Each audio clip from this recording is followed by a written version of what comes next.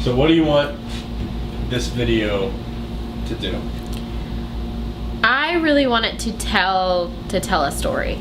And what I mean by story is really that there are a lot of things out there. There are a lot of products, there are a lot of gifts, there are a lot of inanimate objects that we treasure and that we buy and we want. But it makes it so much better when there's a story behind it, when there's a meaning behind it, and when the things that you have, the things that you give actually mean something. And it's not just, there was an occasion that required a gift and I bought one and now I'm giving that gift. That doesn't take a lot of thought or care or even a lot of time. But giving something that means something, that says, I got this because I care, because I want to tell you something, because I want to share something with you, because I want to thank you, whatever the reason might be. Really just share the story behind it. When you buy a nonsense arrangement, you're buying something that was started for a good cause, was started to support someone that has evolved to really match what people are looking for, to help people connect, and continues to evolve and grow to be something that helps our environment, that helps people in bad situations, that encourages people, that inspires creativity, and that lets you put your own unique twist on it. So no two things are the same. So really to tell that story, I think to get that out there is really why I wanted to make this. How is this any different than, let's say, as you said, that like kind of one and done shopping? Mm-hmm. How is this different? How is it more relatable or personable? Yeah. The product itself, not different at all. It's a thing, it's an inanimate object, and I think the best example, and I love examples, so I think the best example is when you think about a first anniversary, and the gift for the first anniversary is paper.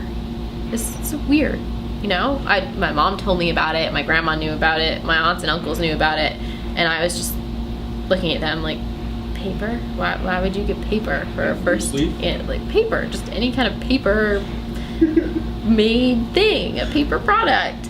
And I wasn't convinced that this was actually a legitimate tradition. And so I Googled, who doesn't Google, and found out that it was a legitimate tradition, but it stemmed from the idea of handwritten notes and letters, and love letters in particular. So it wasn't what the paper was, it wasn't what the thing was, because paper, think of how much does a piece of paper cost?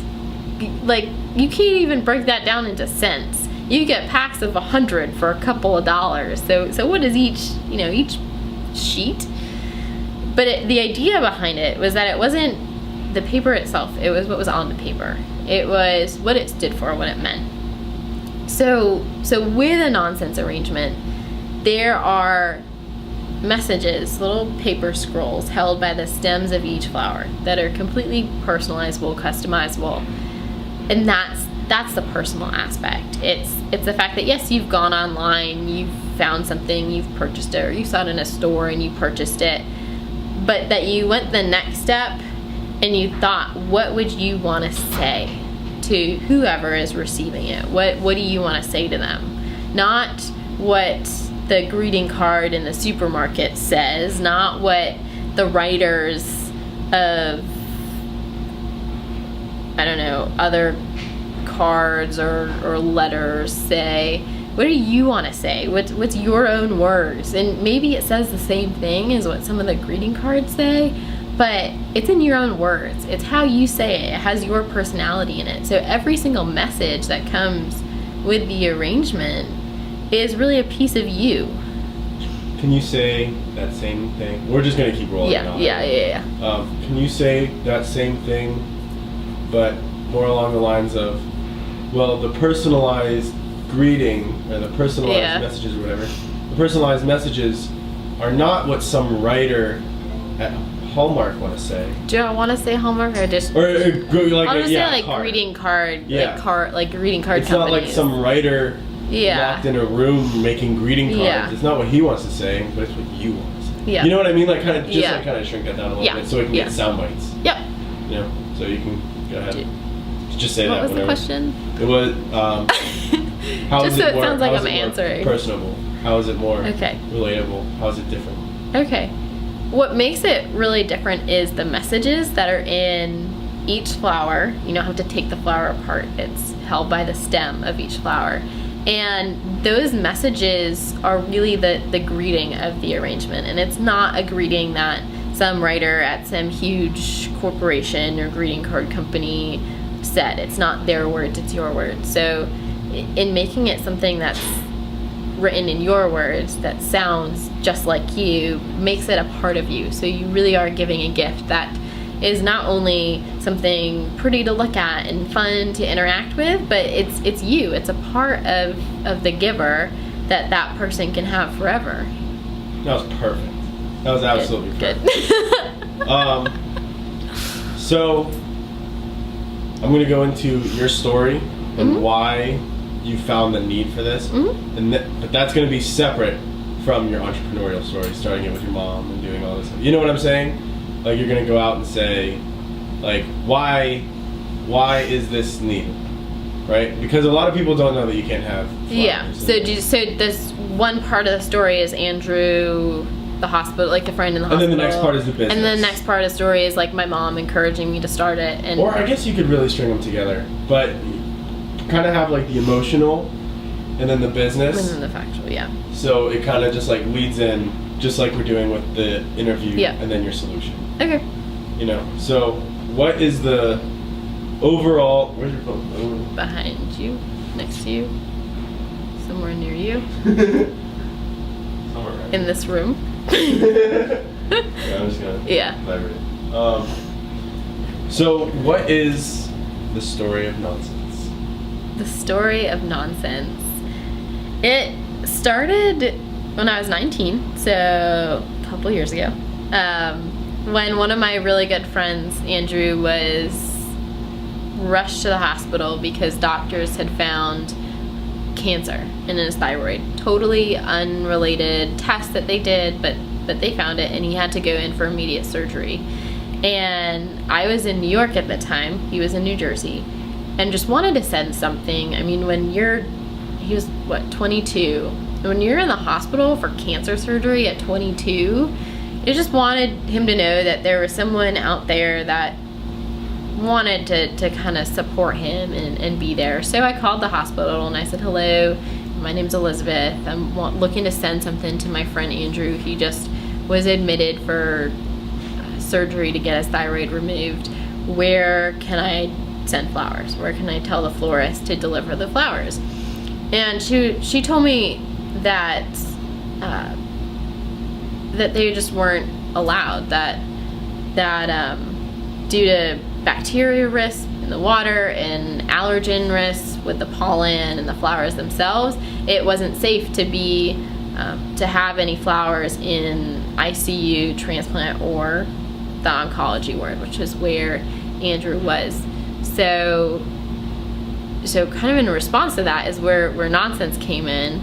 And really I just went on YouTube, learned how to fold an origami flower, and figured that there would just be Law and Order reruns on TV and other things like that, shows that you've seen over and over again. I mean, almost everyone's seen them.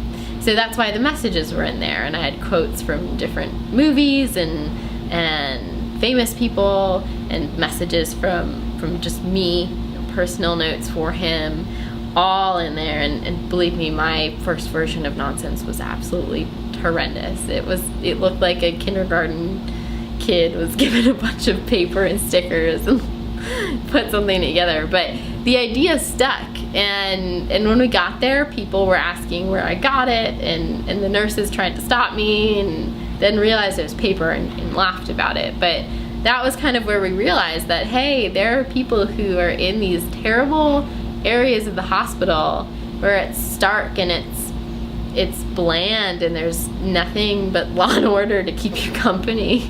And we thought, why not create something that's colorful and personal and reminds them that, hey, there are a lot of people out there that are on your team, that are supporting you, that are there for you. And that's kind of how it started.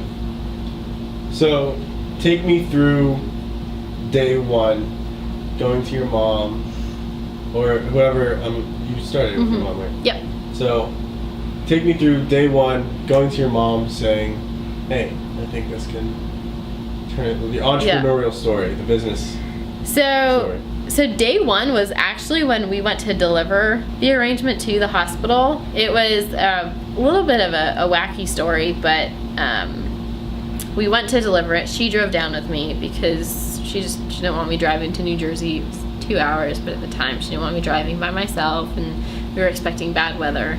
So we hand delivered it to Hackensack Hospital in New Jersey, and on the way back, it was like torrential downpour. It was seriously bumper to bumper traffic, torrential downpour. And it was her that, it was my mom really, who said, Bet, that's what she calls me. She said, Bet, people really, really like this.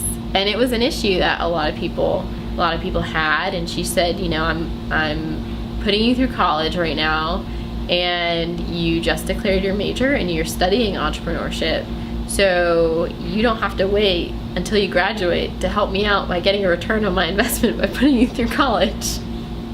And she was always obviously joking about the last part, but she did and always has wanted to encourage me to pursue things.